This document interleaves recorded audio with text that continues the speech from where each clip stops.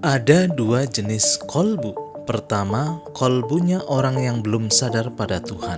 Kolbu ini cenderung berbolak-balik, terkadang sadar, terkadang tidak sadar, terkadang baik dan terkadang jahat. Disinilah Nabi Muhammad SAW mengajarkan kita doa, Ya muqallibal qulub, sabbit qalbi ala dinik. Wahai engkau yang membolak-balikkan hati, tetapkanlah hatiku pada jalanmu, pada agamamu. Yang kedua adalah kolbunya orang yang sudah sadar pada Tuhan, disebut kolbul mukmin. Disinilah Nabi menyatakan kolbul mukmin baitullah. Kolbunya orang yang beriman adalah rumah Allah, baitullah. Pertanyaannya, bagaimana kolbu kita bisa menjadi rumah Allah, Zat yang maha suci? Kebanyakan orang itu sadar badan, fisik, sama sadar pikiran. The mind itu ada di situ macam-macam tuh, tasawur itu Mas. Kemarin udah kita bahas. Nah begitu Mas Eja, kita sudah mulai pikiran mulai tidak dominan, di situ tiba-tiba kita mulai sadar terhadap keheningan. Nah begitu sadar pada keheningan itu, di ayat tadi itu disebut ini lembah tua gitu, lembah suci. Itulah pintu awal kolbu. Jadi kolbu itu identik dengan space, keheningan, kedamaian at the same time. Di situ ada, di situ kan ada suara. Ya, kamu telah sampai di lembah. Maka dengarkan apa yang diwahyukan kepadamu. Jadi kita mendengarkan yang akan wahyu itu bukan ada sosok datang, bukan. Wahyu itu revelation. Yang terbuka apa? Apa yang terbuka? Nah itu wahyunya itu tuh. Pertanyaan kita seumur hidup. Siapa sih aku ini? Gitu. Seumur hidup kita nanya itu. Siapa nih aku ini? Gitu. Pertanyaan kita seumur hidup terjawab di situ bukan melalui kata-kata apa. Kesadaran itu mau innani anamu. Gitu Mas Eja. Sesungguhnya aku ini Allah.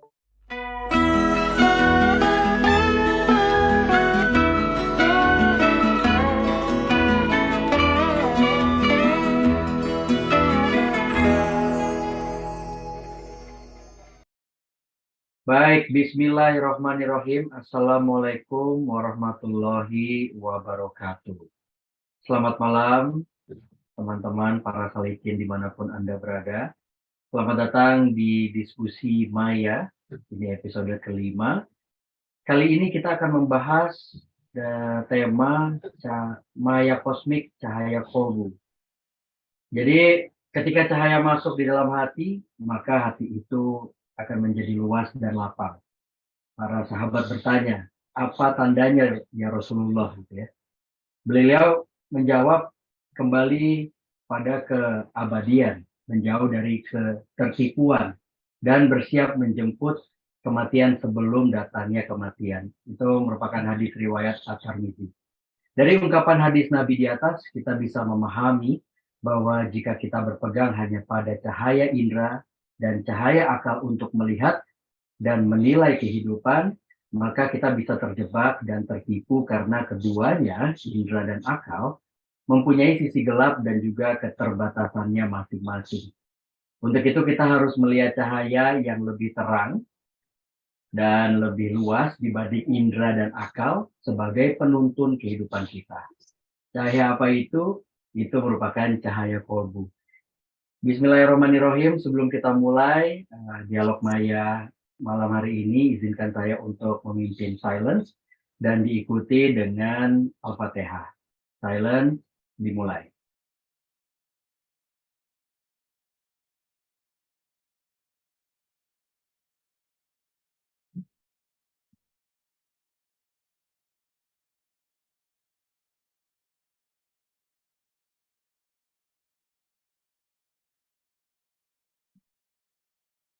Al-Fatihah.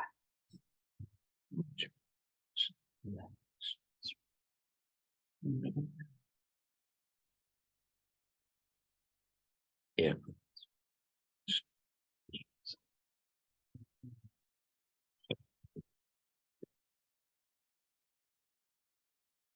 Amin, amin, amin ya Rabbal alamin. Terima kasih untuk perhatiannya. Mari kita langsung aja berikan waktu dan tempat kepada Ustadz Muhammad Hasan yang sudah ganteng dengan baju hitamnya.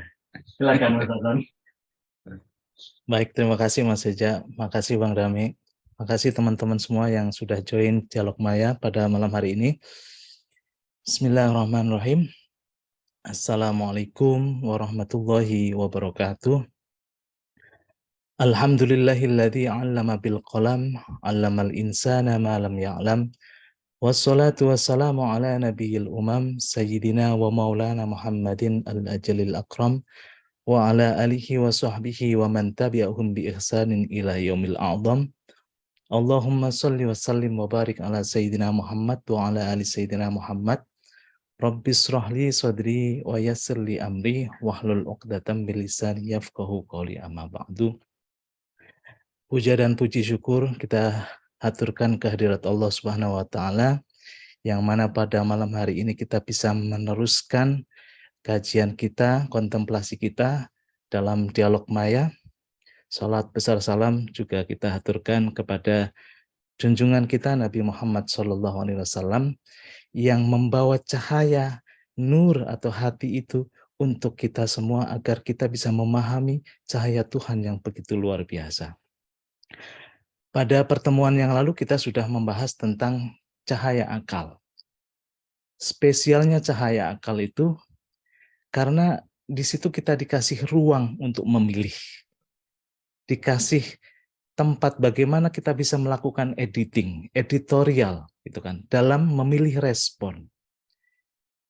Jika ada sesuatu yang datang kepada kita, apapun bentuknya, apapun fenomenanya, respon kita bisa pilih dengan akal. Jadi akal yang sehat, akal yang dewasa, akal yang bisa digunakan untuk melihat fenomena itu objektif apa adanya itu memungkinkan kita itu tidak tertipu. Memungkinkan itu kita itu tidak terjerumus dalam subjektivitas atau terjerumus dalam kesalahan. Makanya belajar bagaimana menggunakan akal itu sangat penting. Kita sudah bahas itu pada kesempatan yang lalu, mungkin kalau teman-teman masih belum paham bisa diulang lagi dalam YouTube-nya Dialog Maya yang membahas tentang cahaya akal. Malam hari ini kita melanjutkan yang kata Mas Eja tadi, cahaya yang lebih terang. Kalau akal itu sudah memberikan kita cahaya, sudah memberikan penerangan dalam melihat segala sesuatu, realitas, bisa objektif. Nah, kolbu ini lebih terang lagi daripada cahaya akal. Karena kolbu itu spektrumnya lebih luas, lebih tak terbatas. Bahkan dalam hadis Nabi dikatakan, hanya melalui kolbulah aku, Tuhan itu bisa ditampung. Dalam Quran itu ada, dalam hadis juga ada. Dikala amanah itu tidak bisa ditampung oleh langit dan bumi, tapi kolbu orang yang beriman itu bisa menampung amanah, bisa menampungku, bahkan Tuhan bilang seperti itu. Ini artinya daya tampung atau kapasitas kolbu itu sebenarnya tak terbatas, luar biasa dibanding akal. Yang mana akal itu punya keterbatasan, akal itu punya batas nalar. Hari ini kita belajar khusus tentang bagaimana cahaya kolbu, bagaimana kita itu bisa sampai cahaya kolbu, dan ketika kita sudah sampai cahaya kolbu, bagaimana kita hidup dalam cahaya kolbu itu sendiri. Saya share screen dulu materinya. Bismillahirrahmanirrahim, Dialog Maya, Cahaya Kolbu. Melanjutkan kemarin, fase natural dari manusia setelah dia dilahirkan sebagai tubuh. Ketika manusia hadir di muka bumi ini, dilahirkan yang pertama kali berupa tubuh. Kita masih bayi, kemudian ada fase kedua, yaitu manusia dilahirkan sebagai pikiran. Kemarin kita sudah singgung, manusia mempunyai fase yang namanya akil balik. Akil itu berarti manusia sudah tumbuh akalnya. Akal itu bisa dipergunakan, tapi hati-hati. akal di situ juga bisa menjadi batu sandungan yang luar biasa bagi kita, bisa menjerumuskan kita. Makanya Tuhan Allah Subhanahu wa taala menurunkan syariatnya untuk membimbing kita bagaimana akal itu bisa selamat. Itu sudah kita bahas. Selanjutnya, fase natural juga bagi manusia itu dilahirkan sebagai kolbu. Tadi dilahirkan sebagai tubuh sudah, saya pribadi sudah 38 tahun yang lalu dilahirkan sebagai tubuh, sebagai bayi. Dan sudah mungkin ya 20 tahunan dilahirkan sebagai manusia akal. Akalnya sudah lahir. Yang belum lahir itu kolbunya. Nah, apa tandanya manusia itu lahir sebagai manusia kolbu? Kolbu, kelahiran kolbu itu ditandai oleh perubahan tubuh yang semakin tua, semakin melemah, bahkan mengalami beberapa disfungsi organ. Kalau kaki sudah mulai kesemutan, Mas Eja, Bang Dame, itu tandanya kita itu sudah memasuki fase baru, di mana tubuh ini itu sudah mulai harus dilepaskan. Nah, inilah fase detachment. Detachment natural. Saya sebut sebagai detachment natural. Rambut sudah mulai memutih, itu kan sudah mulai rambut melepaskan diri. Kita sebagai tubuh itu ada yang namanya detachment. Fase pelepasan dari dunia material, dari dunia tubuh. Untuk kembali kepada diri sejatinya. Jadi kita sudah dilahirkan innalillahi sebagai tubuh, tapi kita juga harus nanti kembali ilaihi rojiun sebagai diri yang sejati, diri yang natural. Fase pelepasan kedua atau detachment itu harusnya pelepasan akal. Kalau tadi cahaya, akal sebagai cahaya, akal pun harus dilepaskan. Kenapa? Karena akal yang punya batas-batas itu, kalau tidak dilepaskan, itu juga menjadi ganjalan bagi kita untuk menjadi diri yang lebih luas, kembali kepada diri yang lebih luas. Makanya pelepasan kedua, detachment itu pelepasan diri dari topeng-topeng keakuan. Kalau akalnya itu sebagai cahaya, jalannya mulus, Mas Eja. Untuk masuk ke dalam kelahiran kolbu itu mulus. Tapi kalau akal itu justru mendukung ego, ini yang sangat berbahaya. Makanya di sini pikiran yang matang dan pikiran yang dewasa itu memungkinkan manusia untuk bisa melepaskan diri dari jerat ego, jerat subjektivitas. Jadi satu, harus melepaskan diri dari jerat tubuh materi kita, yaitu tubuh. Yang kedua, harus melepaskan diri atau detachment dari pikiran. Bagaimana kita mempersiapkan nanti, mempersiapkan kelahiran kolbu itu? Akal itu memang harus difungsikan. Akal itu harus sampai pada tarafnya, menjadi akal yang dewasa. Nah, akal yang dewasa itu bisa membuat persiapan kita masuk dalam kelahiran kolbu. Tetapi kalau akal itu tidak dewasa, akal itu walaupun tubuhnya sudah mulai tua, tubuhnya sudah mulai sakit-sakitan, tapi kalau akalnya itu masih akal anak-anak, kekanak-kanakan, justru akal itu akan menjadi pendukung bagi ego. Pendukung bagi ego itu menguasai kesadaran diri kita. Jadi ada ungkapan tua tapi tidak dewasa. Secara umur sudah tua tapi tidak dewasa dalam menyikapi sesuatu. Ini diungkapkan dalam cerita Nabi Ibrahim dalam surat Al-A'raf ayat 179 dikatakan walaqad dzara'na li jahannama katsiran minal jinni wal ins. Sesungguhnya kami jadikan isi neraka itu kebanyakan dari jin dan manusia. Kenapa mereka dijadikan isi dari neraka itu?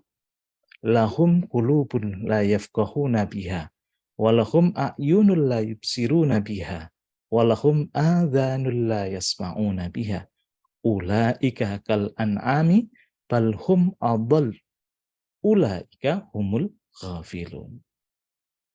Orang-orang yang dimasukkan ke dalam neraka itu dari golongan jin dan manusia itu karena dia sudah dibekali hati. Hati itu nanti kita bahas. Hati itu dalam ruang batin kita itu bisa berbentuk akal. Mereka sudah dibekali hati, sudah dibekali akal, tapi akalnya tidak dipergunakan untuk memahami. Mereka sudah diberikan mata, tapi tidak digunakan untuk melihat kebenaran. Mereka sudah diberikan telinga, tapi tidak digunakan untuk mendengarkan kebenaran. Nah, manusia seperti ini, hatinya tidak berfungsi, akalnya tidak berfungsi, penglihatan, pendengaran yang tidak berfungsi, mereka itu seperti binatang. Balhum adall, bahkan lebih rendah daripada binatang. Ulaika humul ghafilun. Manusia-manusia seperti ini adalah manusia yang lalai, manusia yang tertipu juga. Nah, untuk itu kedewasaan berpikir yang objektif itu menjadi prasyarat bagi kelahiran kolbu kita. Saya kemarin mengingatkan, jangan jumping. Akal sudah anugerah luar biasa yang diberikan Tuhan, tapi kita tidak pakai. Padahal akal itu di start di mana kita itu masuk ke dalam kelahiran ketiga, kelahiran kolbu kita. Kalau akal itu dewasa, akal itu bisa benar-benar bisa memilah dan memilih mana yang benar, mana yang salah, kita itu bisa mulus jalannya menuju kelahiran yang ketiga yang namanya kelahiran kolbu. Nah, disinilah jiwa manusia yang sudah mendapatkan inspirasi cahaya akal disebut jiwa yang mulhamah, jiwa yang sudah terinspirasi cahaya-cahaya akal itu adalah jiwa yang sudah siap masuk ke dalam cahaya kolbu. Apa cirinya? Apa cirinya orang-orang yang sudah siap masuk ke dalam wilayah kelahiran kolbu itu? Cirinya adalah ada namanya mutmainnah, ketenangan. Orang yang masih ribet di akalnya, bisa tenang nggak? Nggak mungkin bisa tenang. Orang yang masih menyikapi segala sesuatu dengan egonya, bisa tenang nggak? Nggak mungkin. Nah, kalau orang itu sudah mulai tenang, ada badai tsunami, kejadian ini, kejadian itu, sudah mungkin tenang hatinya. Sudah, ngapain ditanggepin? Ngapain aku nanggepin sesuatu yang tidak penting? Nah, itu kan sudah memberikan ketenangan. Minimal itu. Minimal itu. Ketenangan inilah yang datang karena ada cahaya pengetahuan yang masuk dari akal menuju ke kolbu. Itu kan. Apalagi orang yang sudah bisa memaknai peristiwa. Itu kan tidak melihat lagi fenomenanya itu apa, tapi melihat maknanya apa. Nah, itu kan akal bisa memaknai. Jadi ketenangan menjadi syarat, prasyarat manusia itu bisa dilahirkan kolbunya. Ini juga diamini dalam surat Al-Baqarah ayat 260, merupakan perjalanan intelektual Nabi Ibrahim. Dalam ayat itu dikatakan, wa id qala Ibrahimu Rabbi arini kaifa tuhyil mauta. Ini sekelas Nabi. Nabi masih pengen dihadirkan. Tuhan, tolong perlihatkan aku bagaimana engkau itu menghidupkan orang-orang mati. Yang maha menghidupkan diomongin kayak gitu coba, Nabi Ibrahim.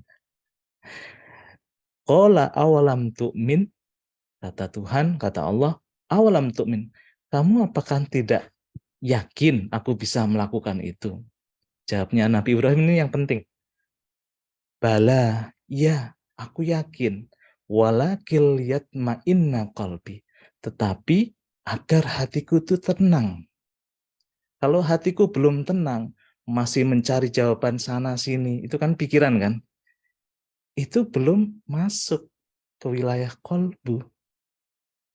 Qala fahud arba'atan minat tayri fasurhunna ilaika summa ja'al ala kulli jabalim minhunna juz'a summa d'uhunna ya'tinaka sa'ya wa'lam annallaha azizun hakim.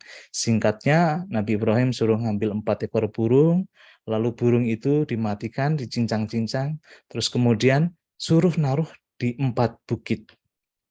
Suruh membagi 4 bagian dan masing-masing bagian itu ditaruh di bukit yang berbeda. Kemudian Nabi Ibrahim suruh memanggil burung itu. Nah, seketika itu, ketika burung itu dipanggil, burung itu ternyata datang. Nah, ini penjelasan ilmiah nanti mungkin juga bisa teliti. Kenapa bisa? Berarti kan segala sesuatu ini hidup, walaupun kita sudah matikan. Nah, bagaimana itu bisa terjadi? Itu kan butuh penalaran yang luar biasa. Nah, dari penalaran itu timbullah, oh, Tuhan memang luar biasa. Oh, ternyata semesta ini yang terdiri dari atom-atom itu tidak ada yang mati ternyata. Semuanya kan hidup, semua bertasbih kepada Tuhan kok. Quran mengatakan itu. Kalau semua bertasbih kepada Tuhan, berarti setiap apapun yang ada di muka bumi ini itu sebenarnya hidup. Karena ekspresi dari yang maha hidup. Tapi terkadang pikiran kita tidak bisa memahaminya. Maka butuh cahaya akal dulu untuk bisa masuk ke dalam cahaya kolbu. Kalau akalnya belum dewasa, akalnya belum dipakai benar-benar sampai mentok gitu kan, hati itu belum tenang. Dari ayat itu menjadi jelas, orang yang belum selesai di wilayah tubuh fisik, orang yang belum selesai di wilayah pikiran, orang yang belum selesai di wilayah ego, itu belum bisa masuk ke wilayah kolbu. Masih pengen pamer ini itu, ya jangan kita harapkan dia itu sudah hidup di wilayah kolbu. Masih pikirannya itu pengen nyerang, pengen berargumen, pengen berdebat, pengen membantah, ya jelas jangan kita harapkan orang seperti itu sudah hidup di wilayah kolbu. Egonya masih kenceng, ya kan? Masih mengklaim dirinya yang paling benar. Ya jangan kita harapkan orang seperti itu sudah hidup di wilayah kolbu. Makanya surat Al-Fajr 27-30 itu jelas, ya ayyatuhan nafsul mutmainnah. Hanya diri yang sudah mutmainnah, sudah tenang, yang akan dipanggil untuk kembali kepada Tuhan. Irji'i ila rabbiki radiyatan mardiyah. Kembalilah kepada Tuhanmu dengan hati yang ridho, mardiyah dan diridhoi. Fadkhuli fi ibadi wadkhuli jannati. Masuklah ke dalam golongan hamba-hambaku dan masuklah ke dalam jannahku, surgaku. Syaratnya apa? Orang yang sudah mempunyai ketenangan. Ketenangan itu syaratnya apa? Sudah selesai di wilayah tubuh, sudah selesai di wilayah pikiran, sudah selesai di wilayah ego, baru kemudian dia masuk ke wilayah kolbu. Itu natural. Kita tidak bisa skip-skip, kita tidak bisa jumping-jumping gitu kan. Nah, pertanyaannya, apakah bisa walaupun kita itu masih muda gitu kan. Masih muda itu kita hidup atau kolbunya itu bisa dilahirkan. Bisa. Makanya tadi saya bilang bahwa kemampuan berpikir itu kan salah satu tools, alat bagi kita persiapan masuk ke dalam kolbu. Walaupun badannya masih muda, tapi daya pikirnya luar biasa, melihat kebenaran dengan akalnya itu luar biasa, maka dia bisa. Ada persiapan, ada istiadat yang luar biasa, bisa memasuki wilayah kolbu. Nah, ini kita penting untuk membahas ini. Apa itu kolbu? Jadi Bang Dame, Mas Eja ya, kadang-kadang orang itu melihat kolbu itu salah paham. Kolbu katanya itu perasaan. Nah, kalau perasaan gundah gimana? Berarti kolbunya lagi gundah. Enggak. Jadi kita penting untuk membahas definisi kolbu itu apa. Kolbu itu dari kata bahasa Arab, dari kata kolaba. Artinya apa? bolak-balik. Bolak-balik, mondar-mandir dari A ke B, B ke C, mondar-mandir. Itu kolbu. Nah, kolbu yang seperti ini, yang maknanya berbolak-balik, yaitu kolbunya atau hatinya orang yang belum sadar pada Tuhan dan mudah terombang-ambing oleh egonya. Kadang-kadang kalau hatinya lagi adem, dia sadar kalau apa yang dilakukan tidak baik, kemudian dia minta maaf. Tapi momen berikutnya, dia mengulangi lagi. Ini kan berbolak-balik. Makanya juga dikatakan iman itu yazid wa yangkus.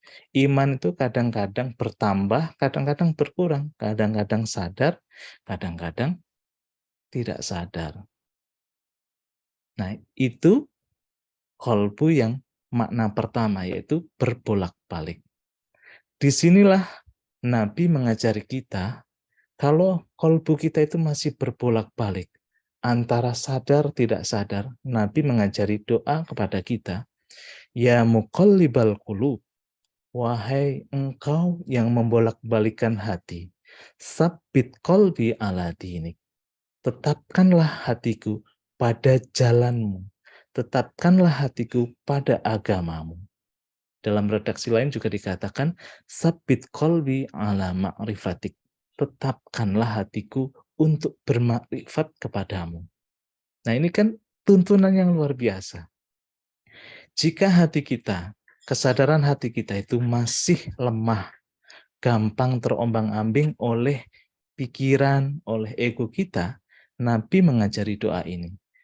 Mungkin bisa diistiqomahkan. Ya muqallibal qulub, sabbit qalbi ala dinik. Yang kedua, makna kolbu itu adalah jauhar. Jauhar itu apa? Jauhar itu sesuatu yang puncak. Inti dari sesuatu. Inti sari dari sesuatu. Bahasa Inggrisnya itu quintessence. Itu maknanya kolbu. Jadi mulai sekarang kata kolbu jangan dipatenkan maknanya itu hanya berbolak-balik. Enggak. Kolbu makna kedua adalah jauhar atau sesuatu yang puncak. Puncak dari sesuatu atau inti dari sesuatu. Dalam tubuh kita ada intinya. Nabi mengatakan ada segumpal daging. Yang dimana kalau daging itu sehat, dia itu baik, maka semua organ tubuh ini bisa menjadi baik. Apa itu? Kolbu berupa apa? Jantung di dalam diri kita. Pusat dari atau puncak dari diri kita itu kan jantung. Jantungnya rusak, Mas Eja. Itu semuanya juga ikut rusak. Nah, kalau di wilayah tubuh, kolbu itu adalah jantung. Kolbu di situ maknanya adalah puncak. Kolbu maknanya adalah inti dari sesuatu. Kolbu maknanya adalah sesuatu yang menjadi pokok dari sesuatu. Nah, kolbu yang maknanya puncak, maknanya inti dari sesuatu itu adalah kolbunya orang yang sudah menyadari hakikat dirinya, sudah sadar pada Tuhan. Nah, orang yang kolbunya sudah sadar pada Tuhan, Nabi mengatakan, kolbul mu'min baitullah. Hati orang yang beriman itu rumahnya Allah, rumahnya Tuhan. Qalbul mu'min arsyur rahman. Hatinya orang yang sudah sadar pada Allah itu adalah singgasananya yang maha pengasih, yang maha penyayang. Ini kan jadi beda kan? Satu, hatinya orang yang belum sadar, yang masih berbolak-balik. Yang kedua, qalbu, maknanya adalah inti dari sesuatu. Nah, ini hatinya orang yang sadar. Ekspresinya beda. Nabi pun mengajarinya beda. Jadi jangan katakan hati itu singgasananya yang maha pengasih, maha penyayang bagi orang yang belum sadar. Itu kita sama aja mengajari batu gitu kan, yang tidak bisa terima. Makanya kita lihat orang ini hatinya masih berbolak-balik atau hatinya sudah tetap, sudah menjadi inti, sudah menjadi core, menjadi puncak dari kesadarannya. Nah, saya petakan seperti ini. Nah, pemetaan ini penting. Karena kalau kita belum bisa melihat ini, kita nanti terjebak. Kita ada di mana? Posisi kita ada di mana? Standing point kita ada di mana? Kesadaran manusia kan ada tiga lapis. Pertama, kesadaran sebagai tubuh, kesadaran sebagai pikiran, mind, dan kesadaran sebagai roh atau spirit. Dalam level tubuh, pasti kita melihat keragaman, multiplisitas gitu kan. Ya, kita melihat ada warna merah yang berbeda dengan warna kuning. Di situ ada tangan, kaki, semua beragam. Ada manusia 1, 2, 3, beragam. Nah, tapi kalau sudah masuk ke wilayah pikiran, itu adanya cuma 2. Sepasang, benar, salah, ya kan? Melihatnya itu tidak beragam lagi. Ya kan? Benar, salah, terus kemudian cinta, benci. Kan 2 pasang, 2 pasang. Itu kalau di wilayah pikiran. Dan kalau sudah di wilayah rohani, spirit, itu kita melihatnya satu. Nah, penjelasannya seperti apa? Nanti. Nah, di wilayah tubuh fisik, hati itu berupa jantung. Jadi puncak dari keberadaan tubuh fisik ini itu bergantung pada jantung. Orang akalnya sudah rusak, tapi kalau jantungnya masih sehat, walaupun sudah ngelantur-ngelantur nggak bisa dipahami, tapi masih bisa hidup. Ya kan? Tangannya sudah diamputasi, tapi jantungnya masih sehat, masih bisa hidup, beraktivitas. Tapi kalau jantungnya sudah rusak, tidak bisa hidup. Makanya jantung sebagai keberadaan fisik itu disebut hati. Puncak dari keberadaan fisik kita. Nah, masuk ke dalam kesadaran pikiran kita. Puncak dari kesadaran pikiran atau hatinya itu adalah akal. Di dalam pikiran itu kan ada yang namanya memori untuk kita bisa mengingatkan. Di dalam pikiran itu ada namanya perasaan-perasaan. Di dalam pikiran ada yang namanya imajinasi. Tapi yang memimpin, yang menjadi raja di situ, atau yang menjadi puncak di situ, di wilayah pikiran adalah akal. Maka kalau di wilayah pikiran akalnya tidak memimpin kehidupan ini, tidak digunakan, itu bisa terjebak. Untuk itu kita masuk ke ini yang kolbu. Kolbu yang di wilayah ini. Orang yang kolbunya masih berbolak-balik. Kalau di wilayah pikiran, nanti ini ada hadisnya. Kalau kesadarannya itu cenderung ke atas, cenderung ke ruh gitu kan, dia disebut sebagai mukmin. Kalau cenderung kepada wilayah fisik, dia disebut sebagai kafir. Nah, ini penting nih. Kenapa ada perbolak-balikan gitu? Kenapa hati berbolak-balik? Karena kalau dia cenderung sadar pada Tuhan, dia itu mukmin. Tapi menyikapi segala sesuatu tapi egonya yang main, emosinya yang main, dia itu disebut kafir. Nah, ini yang dimaksud bolak-balik. Awalnya dia sadar, kita sebut mukmin, tapi saat menghadapi segala sesuatu itu kemudian panik, emosinya muncul, dia itu tidak mukmin lagi. Turun derajatnya menjadi kafir. Ya, itu namanya berbolak-baliknya di situ. Terus kemudian ada derajat yang namanya iman sama nifak.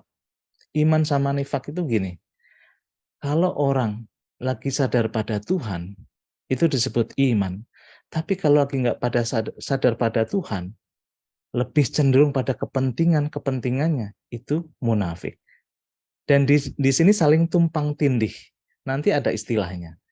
Jadi orang kadang-kadang kalau menyikapi sesuai dengan egonya, dia mulai iman. Tapi tiba-tiba kalau egonya tersentil, wah aku sih nggak gitu. Nah, mulai nifak.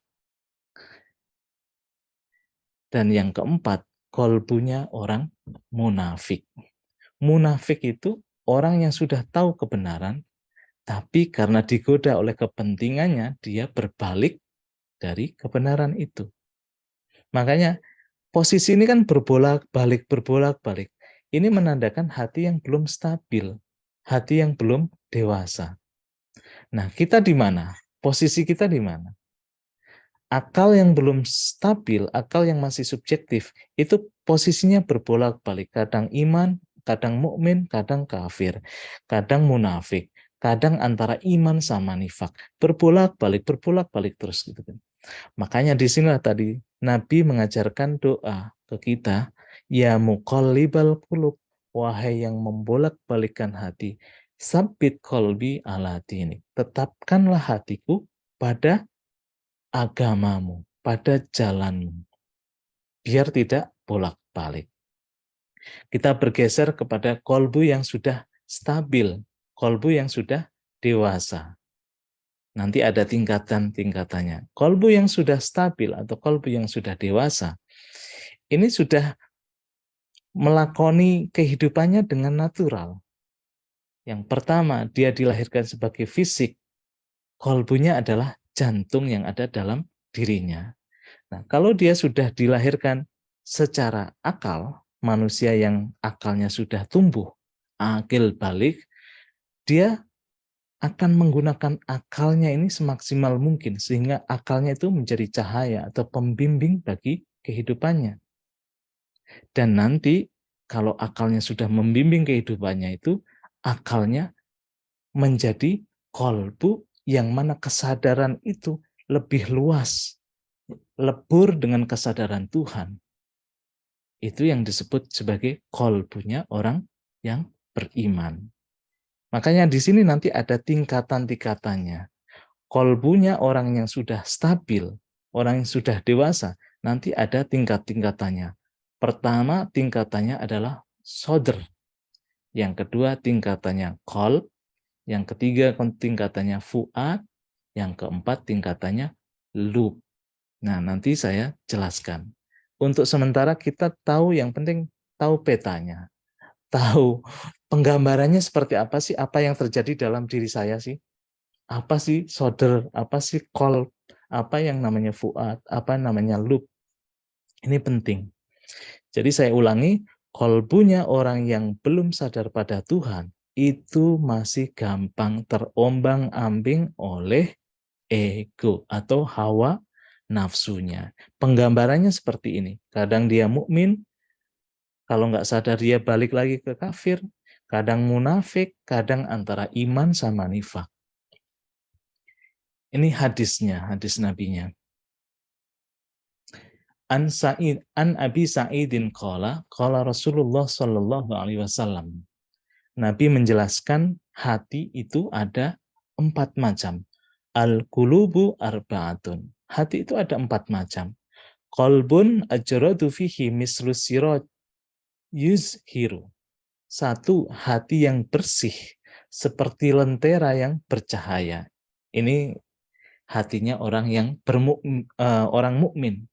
Orang yang sadar pada Tuhan itu seperti itu. Hatinya bersih, bening, seperti lentera yang bercahaya. Yang kedua, wa qalbun aghlafu marbutun ala ghilafih. Hati yang tertutup dan terikat dengan tutupnya. Hawa nafsu itu kan menjadi penutup. Kepentingan-kepentingan itu kan menjadi penutup hati. Disinilah hati orang kafir. Wa qalbun mangkusun. Yang ketiga adalah hati yang terbalik, mangkus. Ini hati orang munafik. Sudah tahu kebenarannya itu apa, tapi dia digoda oleh kepentingannya, dia berbalik. Dan yang keempat, wa qalbun musfahun. Hati yang terlapis. Terlapis tadi, tumpang tindih. Kadang iman, kadang nifak. Kadang iman, kadang nifak. Itu berlapis gitu kan, bertumpang tindih gitu. Nah, penjelasannya, fa'ammal qalbul ajradu faqalbul mu'mini sirajuhu fihi nuruhu. Hati yang bersih tadi, itu hatinya orang beriman. Ia seperti lentera yang bercahaya. Wa ammal qalbul aghlafu fa qalbul kafir. Dan adapun qalbu yang tertutup tadi, itu qalbunya orang yang kafir, tidak sadar pada Tuhan. Wa ammal qalbul mangkusu, adapun hati yang berbalik itu, fa qalbul munafik, yaitu qalbunya orang munafik. Ini Mas Eja ya, kalau kita lihat teman-teman itu, kita rapat nih, oke ya, kita setuju, tiba-tiba ada aja orang-orang yang berbalik, itu namanya munafik. Itu qalbunya seperti ini. Terus yang keempat, arofa summa engkaro. Jadi ciri orang munafik itu dia tahu tapi kemudian dia mengingkari pengetahuannya. Wa ammal qalbul musfahu, dan adapun qalbu yang jenis keempat itu fa qalbun fihi imanun wa nifakun. Jadi qalbu yang di dalamnya ada iman dan nifak. Dia saling tumpang tindih, kadang iman, kadang munafik, kadang iman, kadang munafik. Fa masalul iman fihi kamasril baqlati yamuttuha al-ma'u at-tayyibu wa masalun nifaqi fihi kamasril kurhati yamuttuha al-qayhu wad-damu fa'ayyul maddataini ghalabat 'alal ukhra ghalabat 'alai. Ini contoh, ini perumpamaan aja. Perumpamaan tumpang tindih antara iman sama nifak. Contohnya di situ ada tanah yang sebenarnya tanah itu bisa membersihkan air, ya kan? Sedangkan nifak itu contohnya ada bisul yang di dalamnya ada nanah dan darah. Bisul yang di dalamnya ada nanah dan darah kan kemudian bercampur antara nanah sama darah kan. Maka di antara keduanya yang paling kuatlah ia yang mengalahkan yang lain. Imannya lebih kuat atau munafiknya lebih kuat, itu yang saling mengalahkan.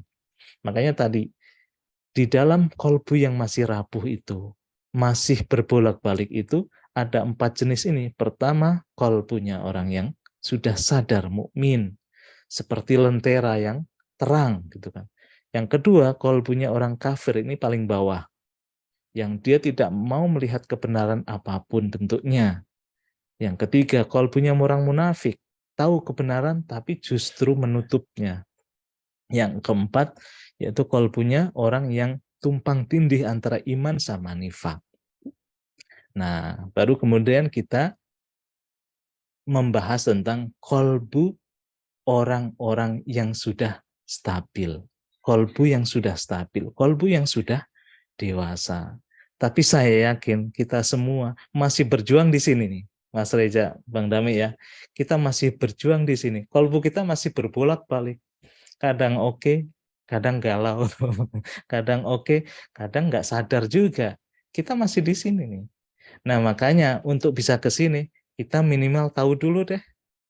Tahu dulu kolbu yang sudah stabil itu kolbu yang seperti apa sih? Gitu kan.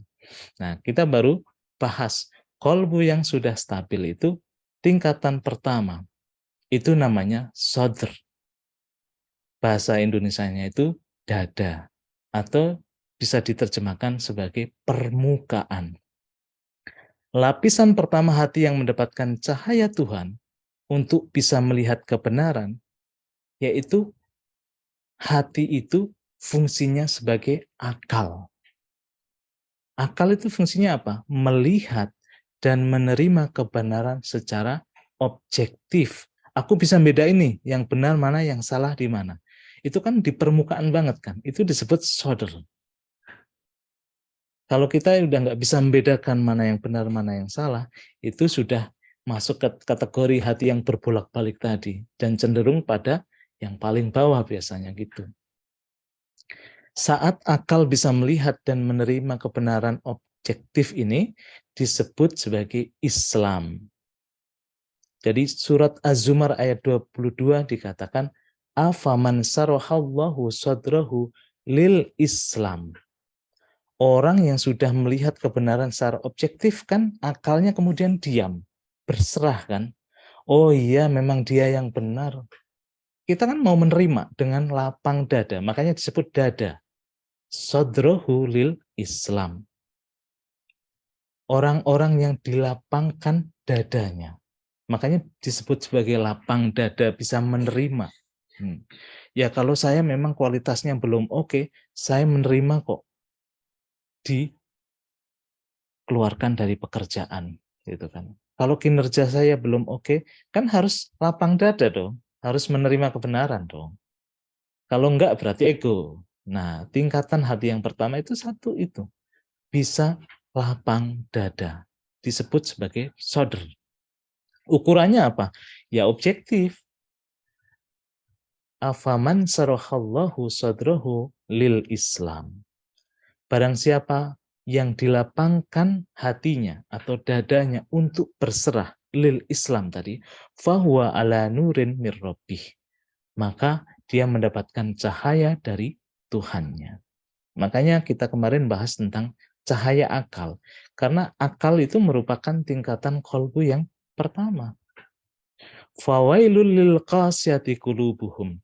Maka celaka bagi orang yang hatinya keras. Ya kan? Udah tahu salah tapi nggak mau salah. Nggak mau juga mengakui kesalahan. Itu kan pikirannya keras, hatinya keras. Fawailul lil qasiyati qulubuhum min dzikrillah.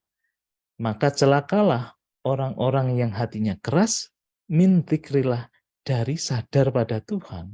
Ya boro-boro sadar pada Tuhan, bisa berpikir objektif aja udah syukur kan. Maka ulaika fi dhalalim mubin. Orang-orang yang seperti itu orang yang dalam kesesatan yang nyata.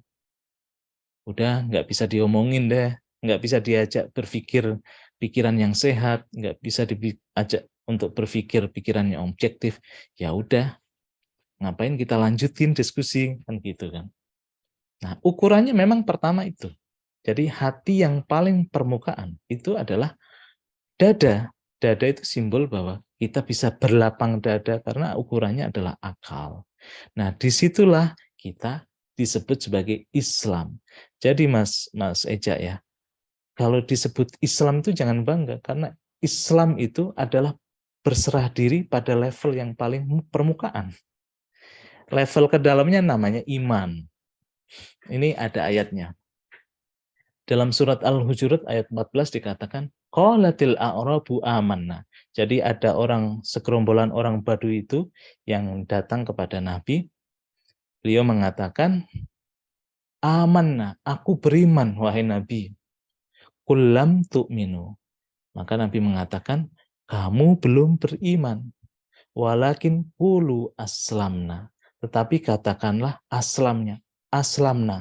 Aku berislam. Jadi beda antara iman sama Islam. Kalau Islam itu kayak kita tadi, mengakui kebenaran. Karena apa? Akalku sudah bisa menilai kebenaran. Sehingga aku terima kebenaran itu dengan lapang dada. Tapi kita belum masuk ke dalam ranah iman. Walamma yadkhulul iman fi qulubikum.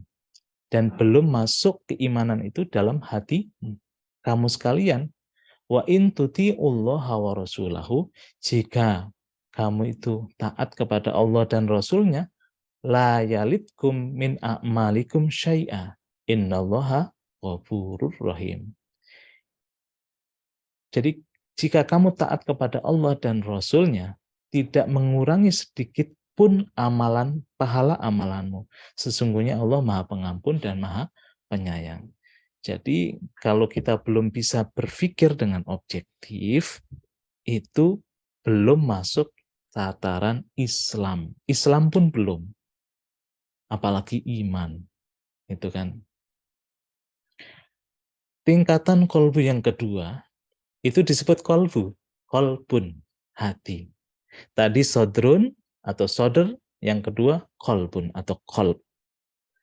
Lapisan kedua dari hati ini sudah mulai waspada, alert, sudah mulai takwa, sudah mulai waspada, tajam membedakan mana yang real, al-haq, dan mana yang ilusi, mana yang ego, mana yang kebenaran, mana yang benar, mana yang salah, sudah bisa tajam. Kalau tadi akal kan sudah bisa berserah karena tahu kebenaran, tapi kalau ini tajam. Kadang-kadang akal itu bisa dikelabui, tapi kalau hati, qalb, itu sudah waspada betul. Dan berusaha sekuat mungkin tidak terjebak pada ilusi atas bimbingan pengetahuan dan kesadaran dari Tuhan. Hati seperti ini tuh masih dalam ranah dualitas subjek objek gitu kan. Jadi kalau kebenaran itu menampil, ya kan, terus kemudian kebatilan atau ilusi itu menampil, hati itu bisa membedakan. Ada semacam alarm. Nah, ini penting ini biar kita paham. Hati itu bisa sebagai alarm, bisa waspada mana ini kebenaran, mana ini ilusi, mana ini sebenarnya kebatilan, mana ini ego, mana ini suara akal, mana ini suara Tuhan. Itu sudah bisa membedakan. Nah, kolbu itu fungsinya di situ. Nah, seperti matahari yang bersinar, tetapi terkadang awan-awan ilusi, awan-awan maya pikiran itu menutupi cahayanya. Jadi ketika awan-awan itu datang, kita sudah mulai alert gitu kan. Itu yang bisa membedakan kolbu. Kalau akal pikiran aja kadang-kadang masih terjebak pada kepentingan. Nah, tingkatan yang kedua ini penting. Kadang-kadang kita masalahnya diberikan alarm, tapi kadang-kadang juga alarm itu kita terabas saja gitu kan. Kita tidak pedulikan. Ini kolbu. Seperti matahari yang bersinar, tetapi terkadang awan-awan maya ilusi itu menutupi cahayanya. Jika awan-awan itu berhasil disingkirkan, maka cahaya matahari itu akan bersinar terang dan menuntunnya, membawa ketenangan, kehusyukan, takwa, dan kesucian. Sebaliknya, jika awan-awan itu mendominasi, maka hati itu menjadi tertutup. Jadi, tingkatan hati yang kedua itu namanya kolbu, yang mana punya fungsi untuk alarm sebagai alat yang membuat kita itu tetap waspada. Dalam surat Al-Hajj dikatakan, afalam yasiru fil ardi fatakuna lahum qulubun ya'qiluna biha au adhanun yasma'una biha fa innaha la ta'mal absaru walakin ta'mal qulubul lati fis sudur. Jadi apakah mereka tidak berjalan di muka bumi lalu mereka mempunyai hati yang dengannya itu mereka bisa memahami dan punya telinga yang mana telinga itu bisa mendengar. Fa innaha la ta'mal absaru walakin ta'mal qulubul lati fis sudur. Sebenarnya yang buta itu bukan penglihatan, tapi yang buta itu di situ adalah hati. Saat awan-awan maya atau awan-awan ilusi itu menutupi cahaya matahari kita, cahaya matahari kolbu kita, itu kan kita tidak bisa melihat kebenaran lagi kan. Walaupun mata kita terbuka, mata kita bisa menyaksikan. Disitulah bukan mata yang buta, bukan telinga yang tidak bisa mendengar, tapi hatilah yang buta. Yang ketiga, yaitu tingkatan fuad. Lapisan hati yang ketiga itu sudah mulai fokus pada sang subjek. Pada subjek nih, kalau tadi kan masih keluar, melihat objek. Objek ini benar atau salah, objek ini itu real atau illusion, objek ini fokusnya masih objek. Kalau sudah fuad, tingkatan hati yang ketiga yaitu fuad, itu fokusnya sudah beda. Fokusnya sudah bukan ke objek, tapi kembali kepada subjek. Hati yang dinamakan fuad ini, itu sudah mulai sadar apa yang terejawantah di luar, ternyata sebenarnya refleksi dari yang di dalam. Ini penting ini. Kalau kita hatinya belum sampai fuad, biasanya masih melihat yang di luar, menyalahkan yang di luar. Coba fokus ke dalam, fokus ke kesadaran subjek itu. Ternyata banyak sekali hal-hal yang belum diselesaikan. Menjadi PR kita. Dulu ternyata pernah ya yang namanya ada trauma. Trauma-trauma itu kan adanya di dalam. Nah, fuad itu fokusnya bukan melihat traumanya, fokus kepada subjeknya. Segala sesuatu yang bukan Tuhan di situ disingkirkan, mulai disingkirkan. Nah, kesadaran hati ini sudah mulai mengamati, membenahi, dan melakukan transformasi diri dari apapun yang bukan sejati. Kalau dalam tasawuf, ekspresinya adalah kalimat la ilaha illallah. Segala sesuatu ilah-ilah yang bukan sejati, kita sudah mulai singkir-singkirin tuh. Segala sesuatu yang masih Allah bukan Tuhan itu disingkirkan. Ini dalam tradisi tertentu disebut sebagai nafi atau neti-neti, menafikan yang bukan sejati. Kenapa harus disingkir-singkirkan segala sesuatu yang bukan sejati itu? Agar penglihatan kita itu menjadi tajam. Kalau enggak kan berkabut. Disinilah yang disebut sebagai self-inquiry. Nanti mungkin Bang Rami juga bisa tambahin. Yang self-inquiry itu bukan pikiran, tapi sudah mulai diri atau atman atau diri sejati itu yang sudah mulai menguliti dirinya sendiri, gitu kan. Sudah mulai menyelidiki. Itu namanya atma vicara atau self inquiry. Makanya di sini dalam surat An-Najm 11 sampai 13 dikatakan maka dabal fuadu maro'a. Apa yang disaksikan oleh hati yang disebut sebagai fuad itu tidak bisa didustakan. Ya kalau masalah ini belum kelar, masih mengganggumu, ya diselesaikan. Nggak bisa bohong. Pasti nanti kalau kita skip akan diulangkan. Kita nggak bisa bohong itu kok. Nah itu namanya fuad.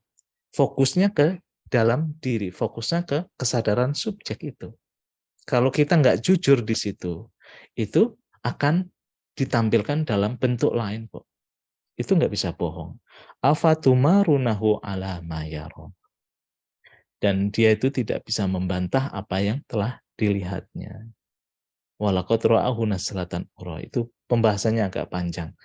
Nanti langsung kita ke hati yang lapisan hati yang puncak, yaitu disebut sebagai lub. Lub. Lapisan hati yang tertinggi.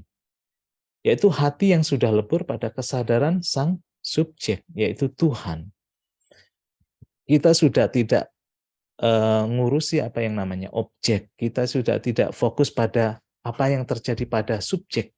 Tapi kita sudah lebur dalam subjek yang tunggal itu. Allah itu sendiri. The awareness. Nah, hati ini sudah tidak nafyu lagi gitu kan. Tidak la ilaha, la ilaha, la ilaha. Tapi hati itu sudah isbat. Allah, illallah. Kesadaran ini sudah kokoh. Sudah menetapkan, sudah fokusnya itu kokoh, tetap hanya pada Tuhan. Makanya disebut sebagai illallah. Yang ada hanya Allah. Nah, hati yang sudah dekat, bahkan melebur pada Sang Tunggal ini, merupakan puncak ekspresi dari tauhid tertinggi. Yang ada hanya Allah. Yang wujud hanya Allah. Yang sadar hanya Allah. Yang maha cinta hanya Allah. Ar-Rahman. Gitu kan? Cinta datangnya dari mana? Ya dari Tuhan, Sang Maha Rahman. Kalau cinta kita yang tadi penuh intrik ego, itu bukan cinta yang ekspresi dia, tapi ekspresi ego saya. Gitu kan? Nah, disinilah Nabi mengatakan hati yang lub itu tadi, qalbul mu'min arsyullah. Hati orang yang sudah sampai pada kesadaran Tuhan itu arasnya Tuhan. Baitullah itu rumah Tuhan. Jadi rumah Tuhan bukan di Makkah, tapi sebenarnya di dalam hati kita. Tapi syaratnya adalah qalbu yang sudah masuk ke dalam tingkatan yang lub ini. Qalbu pada tingkatan lub ini itu adalah cahaya yang sebenarnya. Di mana apa yang kita saksikan itu menjadi penyaksiannya. Apa yang kita saksikan sebenarnya penyaksian Tuhan. Kesadaran kita adalah kesadarannya. Apa yang kita lakukan adalah perbuatannya. Ini dalam hadis ada. Semua pengaliran ini tuh datang dari yang maha pengasih dan maha penyayang. Aku bisa berbagi karena rezeki, ya karena dia. Jadi kita jadi instrument of God. Kita jadi pengaliran Tuhan. Tapi ya tadi, hati yang sudah masuk dalam tingkatan lub. Semua kesadaran ini natural. Kita tidak bisa berbohong atau bikin-bikin. Kalau kita tahapnya masih kolbu yang gampang naik turun atau gampang berbolak-balik, ya kita akuin aja, kita lihat diri kita masih di situ, nggak apa-apa juga. Kita tidak bisa mengaku-ngaku aku sudah menjadi wali, aku sudah menjadi sadar pada Tuhan. Enggak bisa mengaku. Nggak bisa jumping juga. Karena semua ini natural, proses natural dalam diri kita. Nah, sedikit lagi, oleh karenanya, mulai sekarang kita harus bisa mengamati diri kita, menyaksikan diri kita, bisa membedakan apa yang hadir dalam batin kita itu sudah mulai diteliti, diamati ya.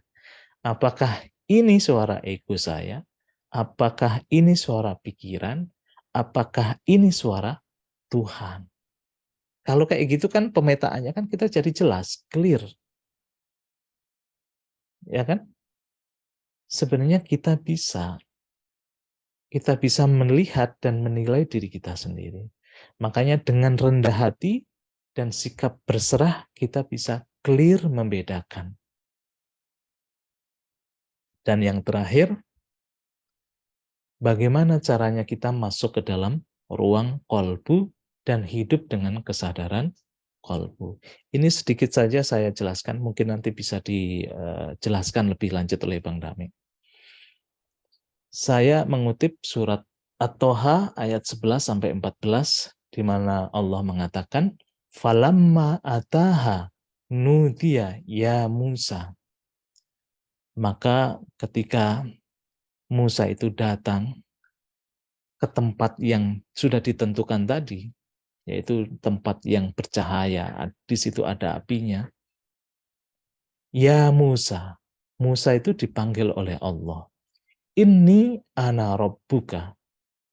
Sesungguhnya aku adalah Tuhanmu, wahai Musa. Fahlak na'laik. Maka tinggalkanlah kedua terompahmu. Innaka bilwadil muqaddasi tua. Sesungguhnya kamu itu bilwadil muqaddasi tua. Berada di lembah yang suci. Bukan hanya lembah yang suci, tapi di lembah yang puncak tadi saya sebut. Lembah yang meliputi. Kalau kita sudah di area kolbu yang suci, yang ada hanya Tuhan, lepaskan kedua terompahmu. Ini penjelasannya nanti. Wa anakhtartuka fastami lima yuha. Fastami lima yuha. Aku memilihmu, maka dengarkan apa yang aku wahyukan kepadamu. Innani anallahu la ilaha illa ana fa'budni wa aqimis sholata li dzikri.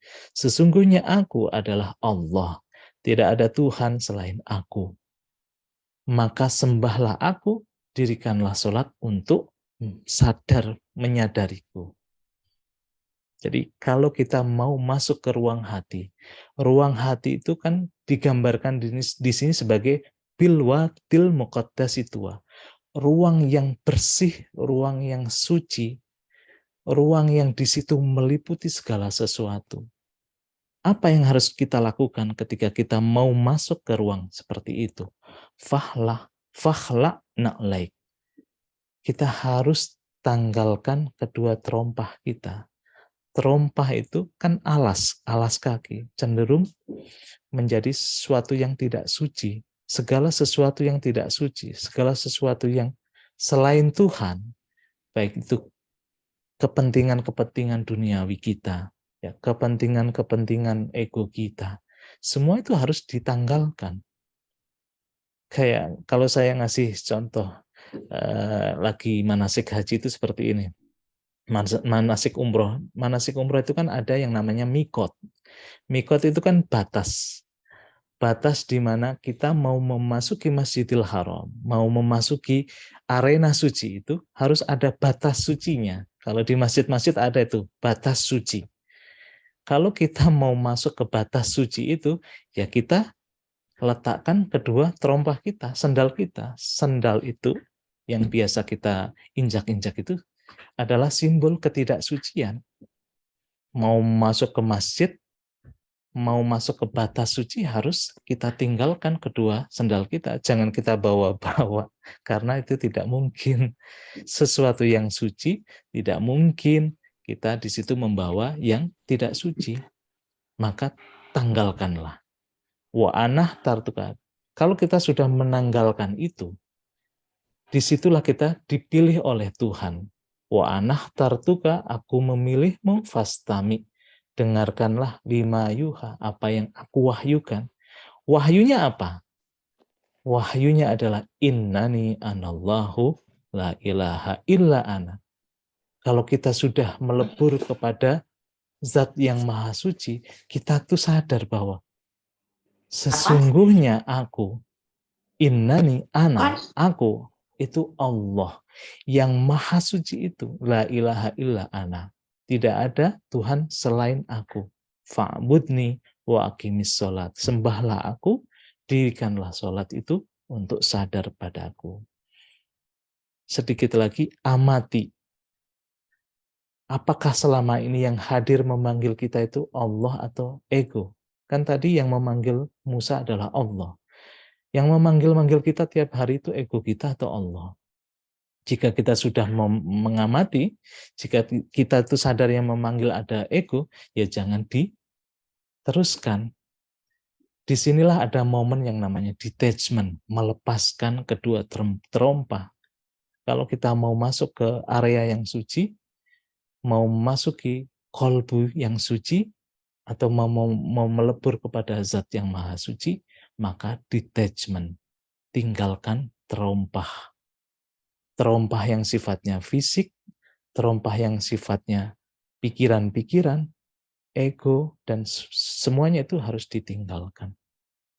Nah, semuanya perjalanan ini tuh natural. Perjalanan ini tidak bisa dibikin-bikin. Ini perjalanan ruhani atau Mas Eja sering menyebut sebagai salik, suluk. Orangnya namanya salik. Ini kan perjalanan natural kita kembali kepada Tuhan. Itu aja, nanti mungkin bisa dipertajam Bang Dame. Saya kembalikan Mas Eja, kurang lebihnya mohon maaf. Assalamualaikum warahmatullahi wabarakatuh. Waalaikumsalam warahmatullahi wabarakatuh. Luar biasa sekali. Kita jadi tahu nih kayaknya posisi kolbu kita lagi ada di mana nih ya kira-kira nih kalau misalnya melihat penjelasan dari Mas Hasan. Nah, tadi menarik juga ketika dewasa itu tidak tergantung dengan umur gitu ya. Kalau saya tuh suka bercanda gini Mas Hasan Bang Dame. Dewasa itu bukan dari tua umur kita, tapi karena pilihan. Kita mau atau tidak untuk menjadi dewasa. Iya. Gitu. Nah, kayaknya kita perlu dipertajam lagi nih sama Bang Dame gitu ya. Maksudnya bagaimana sih cara kita untuk menaikkan tingkatan dari kolbu kita ini, tapi dengan cara-cara yang sekiranya daily basis gitu, yang bisa kita lakukan di sehari-hari. Kita tuh melihat ini sehari-hari deh, tapi kita nggak sadar aja gitu lah kira-kira. Silakan Bang Dame.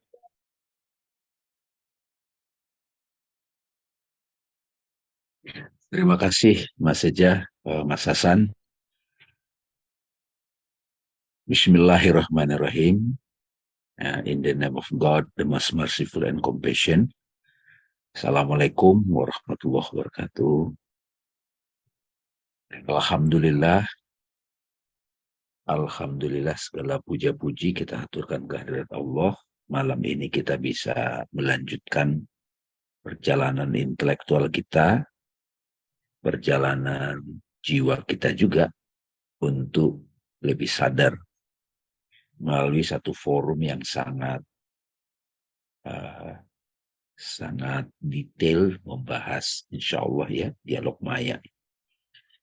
Teman-teman sekalian, saya selalu menekankan dalam setiap diskusi, khususnya di dialog maya ini, apapun paparan yang sudah disampaikan Mas Hasan itu sebagai peta, sebagai pemahaman intelektual, dan itu akan diuji dalam pengalaman kita langsung, gitu, penyelidikan kita.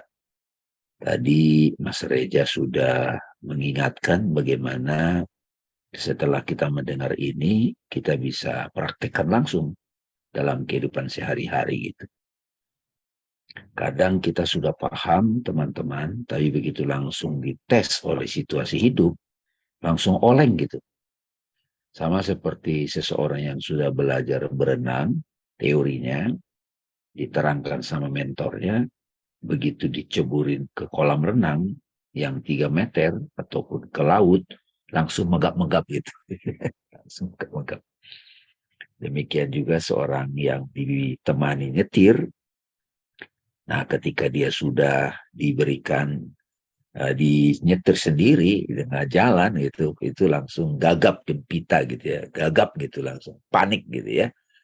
Nah karena itulah teman-teman perlu membuktikan dalam kehidupan kita sehari-hari gitu. Banyak hal di situ sebetulnya bisa langsung diambil sarinya teman-teman. Saya ingin mulai dari yang terakhir aja, yang surat Toha itu. Surat Toha ayat 14. Karena ini dari Al-Quran mayoritas umat Islam berpegang kepada mushaf ini. Di beberapa pertemuan, kalau teman-teman suka dengar kajian-kajian YouTube yang ada rekamannya itu, ini sering banget saya ulang-ulang. Mungkin ada yang sudah 30 kali saya ulang-ulang, ada yang sudah ada yang enggak. Bayangkan itu kisah Nabi Musa itu, ingatlah ketika Musa ya ke gunung, ke Bukit Tursina gitu ya. Jadi di Bukit Tursina itu disimbolkan dengan Nabi Musa bertemu Tuhan, simbolnya api, itu cahaya. Karena zaman itu kan taunya cahaya itu api gitu, bukan lampu gitu, bukan listrik gitu. Jadi cahaya api gitu. Nah itu mudah dipahami imajinasi kita. Nah pada waktu sudah mendekati api itu, Musa dipanggil gitu ya. Musa dipanggil, tinggalkan kedua terompa. Terompa itu sandal. Tadi udah diikulas Mas Hasan. Jadi sebetulnya gunung kesadaran bisa dibilang gitu ya, simbol gunung. Jadi kita mulai lepaskan kesadaran terhadap badan. Sebetulnya secara natural saat kita mau tidur, begitu Mas Eja sudah di spring bednya itu ya, diranjang, itu narik selimut, masih belum ditutup matanya, sadar ruang kan? Jadi conscious of the world, gitu. Sadar ruang gitu, sadar space, sadar the world gitu. Lalu kemudian kita lihat badan kita, ini pelan-pelan nih. Jadi tidur itu sebenarnya proses untuk meninggalkan sandal juga, detachment. Ya, begitu ditinggalkan kesadaran terhadap sekitar kita, kita mulai sadarnya hanya pada tempat tidur, lalu kita tarik selimut. Kita nutup mata, kita masih sadar pada badan. Guru yang suka saya kutip namanya Rupert Spira, itu sukanya begitu sadar pada body itu sensing. Ya, masih sadar napas. Nah, saat kita udah sadar body itu, kita mulai, setelah kita sadar body, mulai sadar pikiran. Ya, ingat ini, ingat itu, besok bagaimana, besok. Nah, itu pun pelan-pelan kita mulai tinggalkan. Jadi di situ dua sandal. Jadi kebanyakan orang itu, sandal itu juga pijakan kesadaran. Kebanyakan orang itu sadar badan, fisik, sama sadar pikiran. The mind itu ada di situ macam-macam tuh, tasawur itu Mas. Kemarin udah kita bahas. Nah begitu Mas Eja kita sudah mulai, pikiran mulai tidak dominan, di situ tiba-tiba kita mulai sadar terhadap keheningan. Keheningan gitu. Makanya kalau jalan pintasnya itu sebenarnya napas. Orang pada waktu bernapas itu ya nggak sadar pada pikiran, fokusnya napas. Nah begitu sadar pada keheningan itu, di ayat tadi itu disebut ini lembah tua gitu, lembah suci. Itulah pintu awal kolbu. Jadi kolbu itu identik dengan space, keheningan, kedamaian at the same time. Dan itu tidak ada lagi di situ furniture pikiran. Karena begitu kita lock in pada furniture pikiran, mikir ini, mikir itu, dia bikin lagi drama gitu. Monkey mind gitu. Overthinking kalau anak ABG sekarang bilang. Nah, begitu sampai di lembah tua itu, di situ ada, nah di situ kan ada suara. Ya, kamu telah sampai di lembah tua. Maka dengarkan apa yang diwahyukan kepadamu. Jadi kita mendengarkan yang akan, wahyu itu bukan ada sosok datang, bukan. Wahyu itu revelation. Yang terbuka apa? Apa yang terbuka? Nah itu wahyunya itu tuh. Pertanyaan kita seumur hidup. Siapa sih aku ini? Gitu. Itu maksudnya. Seumur hidup kita nanya itu. Siapa nih aku ini? Gitu. Dari kecil kita udah ditipu oleh situasi karena culture. Kita di depan cermin, bersama ibu, itu kamu nak, itu kamu nak. Jadi kita sudah belief sistem kita badan. Itulah tipuan kolektif terjadi pada manusia. Kita identitas pikiran, kita ego. Nah, begitu sudah sampai kepada lembah tua itu, keheningan, suwung itu, sudah ditanggalkan kesadaran badan dan pikiran, dengarkan apa yang diwahyukan kepada. Bukan ada suara. Ya harus pakai bahasa kan. Nah, dalam keheningan itu ada wahyu, ada revelation. Pertanyaan kita seumur hidup terjawab di situ bukan melalui kata-kata apa. Kesadaran itu mau. Innani analu. Gitu Mas Eja. Sesungguhnya aku ini Allah. Ketika saya sebut aku Mas Eja. A-K-U itu sudah jadi kata. Sebelum itu jadi kata-kata. Ya. Makanya nama lainnya ada present. Kesadaran. Sang wujud. Sang atma. Atma. Aku ini. Itu ayatnya tadi gitu. Luar biasa. Itu sudah. Sebenarnya Mas Hasan itu dalam bahasa Arab udah nggak bisa dibantah. Itu vulgar banget. Innani anallah. Jadi akunya di situ apa? What do you mean? Ya bukan lagi deskripsi pikiran, bukan lagi identifikasi dengan badan, dengan memori masa depan, bukan. Aku yang asli, sesungguhnya aku ini Allah. Itu teksnya. Jadi kita adalah pengalaman Nabi Musa. Kita mengalami perjalanan Nabi Musa. Kita mengalami perjalanan para pejalan rohani. Sesungguhnya aku ini Allah. Clear, tidak ada keraguan. La ilaha illa ana. Selama ini kita mendengar la ilaha illallah. Di sini ikutannya la ilaha illa ana. Tidak ada Tuhan selain aku. Fa'budi, sembah aku. Mengabdi pada sang aku. Aku akimis sholat alitikri. Dirikan sholat untuk ingat aku. Jadi kita sholat ritual nih. Allah. Itu ingat apa? Secara umum ingat Tuhan. Tapi Tuhannya masih objek Mas Hasan. Mas Eja. Masih objek. Itu berubah. Duit. Itu bisa jadi Tuhan duit itu. Utang. Itu bisa jadi duit. Muka istri yang cemberut gitu kan. Muka anak gitu. Muka jabatan. Aduh besok persentase. Itu jadi ilah. Makanya lah ilah. Ilah. Itu kurang apa lagi tuh Mas. Makanya saya sama Mas Hasan itu. Kenapa kita mulai kenalkan Vedanta, Atma Vicara, self-inquiry, standing as awareness. Dari situ nanti kita akan beranjak, berpijak, berdiri untuk menjelajahi apapun teks kitab suci. Fenomena sedahsyat apapun kalau kita menyaksikan dari cahaya kolbu. Nah tadi kan tuh, Atma, sang aku, jadi tidak tergoyahkan lagi. Pada saat teman-teman mengalami kedamaian tak bisa dijelaskan, itu kolbu lagi terbuka. Cuman login lagi kita sama pikiran. Balik lagi. Itu yang disebut compulsive thinking kalau Eckhart Tolle. Mas Eja pernah kita bahas tuh di Aji Live ya. Kalau bahasa agama setan gitu maksudnya. A'udzubillahi minasyaitonirrajim. Kita kan a'udzubillah, aku berlindung kepada Allah dari godaan setan yang terkutuk. Setan menggoda, pikir itu menggoda. Jadi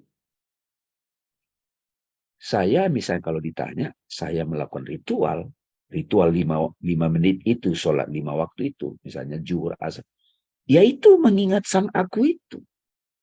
Begitu mengingat itu sudah tidak ada form, sudah nggak ada objek, nah itu ingatannya. Tetapi dasar kita masih awam, Mas Eja, harus ada arah dulu, pointers gitu. Arah itu namanya kiblat. Di Islam Ka'bah batu gitu. Kalau tradisi lain mungkin simbol dari Yesus Christ, kemudian patung Siddhartha, cahaya lilin gitu. Alif lam lam ha gitu, makna. Nah itu sebetulnya kalau kita pretelin di cahaya akal, ya ilah kita itu pertama deskripsi akal, definisi akal. Jadi malam ini teman-teman, di dialog Mai kita sudah mengajak teman-teman untuk memahami, meneliti, dan silakan dibuktikan dalam kehidupan sehari-hari. Ya tentu saja masih ibarat nyetir, saya pengalaman nemenin Mas Hasan nyetir, wah begitu lihat lampu merah gitu, saat gimana nih bang? Nah itu gitu bisa. Tapi ayo nggak apa-apa. Nah sekarang siu menyalip itu udah mahir. Sama juga teman-teman. Kalau kita sudah sering kembali ke lembah tua itu, Baitullah, kolbu gitu. Kalau dalam tawaf itu kan mutar tuh, ya kan mutar tuh pikir itu mutar. Tapi mutarnya jangan keluar teman-teman, jangan keluar, capek. Makanya tawaf itu mutarnya melawan arah jarum jam. Itu sebenarnya terang benderang sebetulnya. Nah, perlu kita sama-sama alami gitu. Nah, begitu sudah sampai sini semuanya, aku ini Allah. Tidak ada Tuhan selain aku.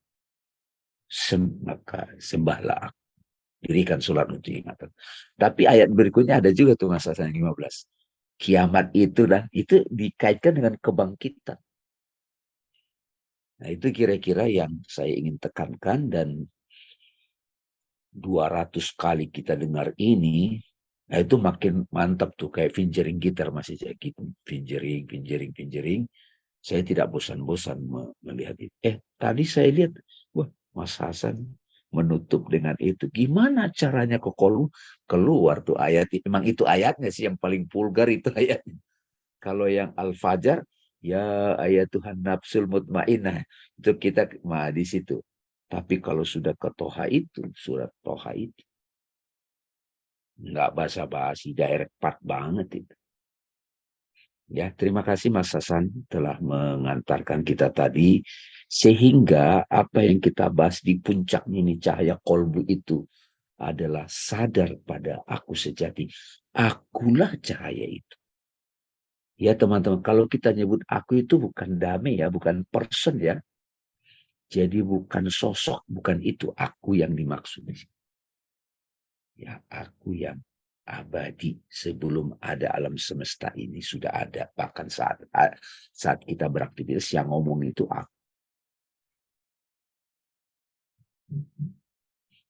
Aku menyampaikannya begitu Mas Hasan. Mudah-mudahan jadi clear cahaya kolbu itu nggak basa-basi, bahwa ada tadi ada solder, ada kolbu, ada fuad, ada loop gitu ya. Itulah indahnya para wali menyingkap itu dan di Al-Quran juga itu ada itu.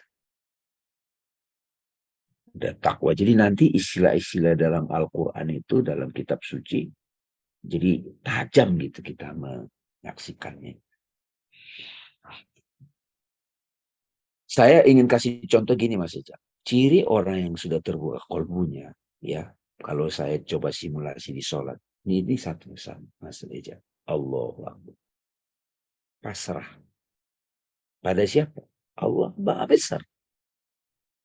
Orang yang sudah akrab dengan kolbu, Itu ini pasrah. Jadi ketika kita praktek ini, itu mengingatkan kita untuk memanggil kembali state of soul surrender. Total Allah. Jadi kalau saya ditanya, Bang Damai gimana kalau lagi nutup mata? Saya ingat, gak apa-apa, ingat rasa pasrah. Mengingat rasa pasrah juga gak apa-apa. Gitu. Kan di situ ada kalimat suci Allah. Terus ada ruku nih Mas Eja. Ciri orang yang sudah terbuka kolbunya bagi saya nih, ya nggak tahu ada juga yang guru-guru yang menyingkap. Bagi saya revelation buat saya, ilham buat saya. Ruku itu jalani hidup dengan rendah hati. Sifat rendah hati. Bahkan di kalangan ahli-ahli etik itu Stephen Covey pernah ngomong tuh. Humility is the mother of character gitu. Nggak ada ceritanya orang yang terbuka kolbunya itu sombong, itu nggak ada itu. Itu jelas ego. Sampai kemudian juga ada sujud. Sujud itu kita bukan siapa-siapa, kita nothing, kosong. Kalau bahasa tasawuf namanya fana. Enak loh kosong itu. Kosong itu enak. Sujud itu kan kayak bentuk kita di perut ibu. No, kosong itu nggak ada aktivitas pikiran, tapi I am peace, surrender, kosong. Ya sampai nanti salam. Salam itu sudah generosity. Kehadiran kita dimuliakan, tadi dimuliakan. Misalnya Mas Eja kaya, amin, terus berkuasa, dapat rezeki. Itu kalau cirinya Mas Eja kaya dan terbuka kolbunya, generous, mengalirkan salam. Itu cirinya. Bukan ngasih-ngasih supaya kepilih jadi wali kota ya, bukan. Bukan. Tapi memang beneran membagi gitu. Sekarang kan beda-beda tipis tuh gitu. Saya kira itu Mas Hasan ya. Kita tanya jawab saja. Silakan Baik, Mas saja. sepertinya ada yang bertanya nih Bang, dari Firmana di Kusuma. Bang Dame, Mas Hasan, apakah sebenarnya yang kita yang sejati adalah kesadaran yang tak terbatas dalam kurung alam akhirat yang sedang menjalani dunia terbatas dalam kurung alam dunia? Ya kan Mas Hasan. Ya, terima kasih. Ini Mas Firman ya. Ya, betul sekali. Tadi yang dijelaskan Bang Dami juga mengkonfirmasi. Ya, kita itu siapa sih? Pertanyaan siapa kita itu kan abadi ya Bang. Mau dari zaman kapanpun sampai sekarang tetap aja pertanyaannya who am I gitu kan. Siapa aku sih? Kalau kita merujuk pada Tuhan dan memang itu yang sebenarnya terjadi, kita adalah kesadaran yang tak terbatas itu yang kita sebut sebagai Allah gitu kan. Tetapi hadir dalam ruang yang terbatas. Bentuknya, appearance-nya gitu kan.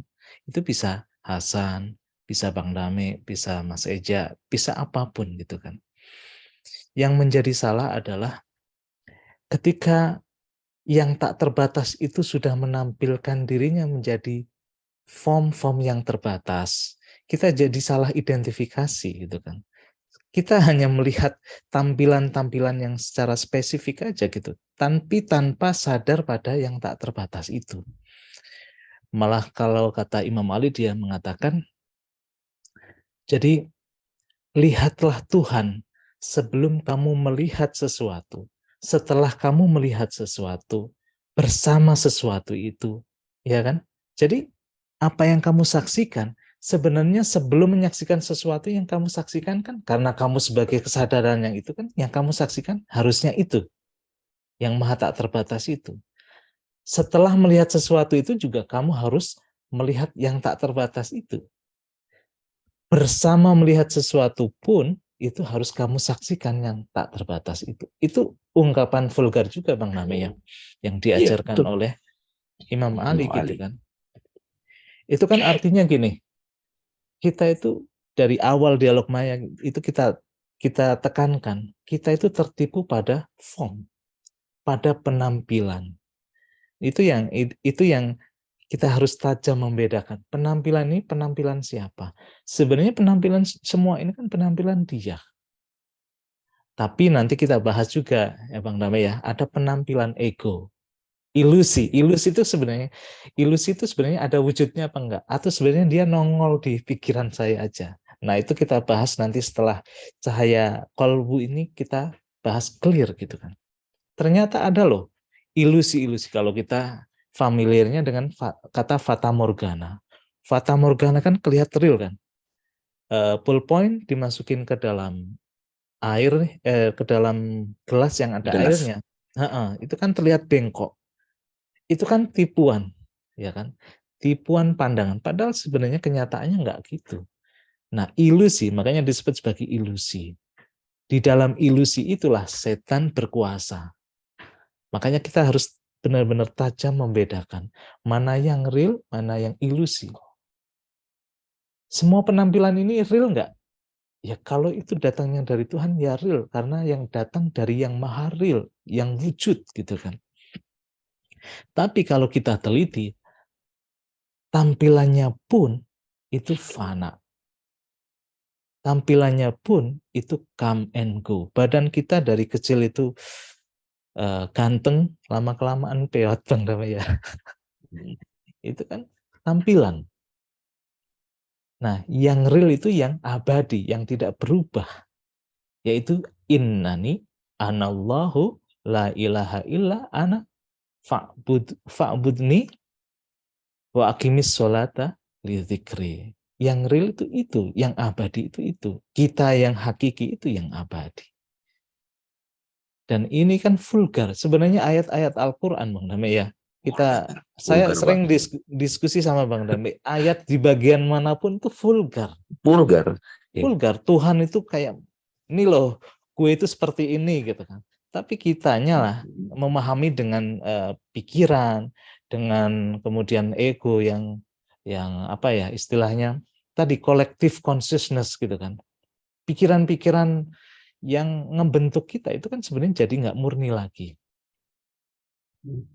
Dan tadi Bang Dami juga sudah indah sekali mengupas ayat tadi. Kalau kita mau masuk ke dalam lembah yang suci, bilwadil muqaddasi tuwa, itu memang syaratnya harus meninggalkan terompah itu. Segala sesuatu yang tidak suci, ya kan? Mulai dari tubuh, pikiran, ego, dan apapun yang tidak suci itu harus kita tinggalkan. Untuk meninggalkan itu, untuk detachment itu Bang Rame, sakit. Selama ini kita sudah menuhankan uang, sudah menuhankan jabatan, sudah menuhankan. Kalau lepas, kayak koyok yang udah 10 tahun ketempel di sini, itu dilepas saja sakit. Harus dikasih air dulu ya Mas Eja ya. Emang udah lepas Mas Hasan? Belum.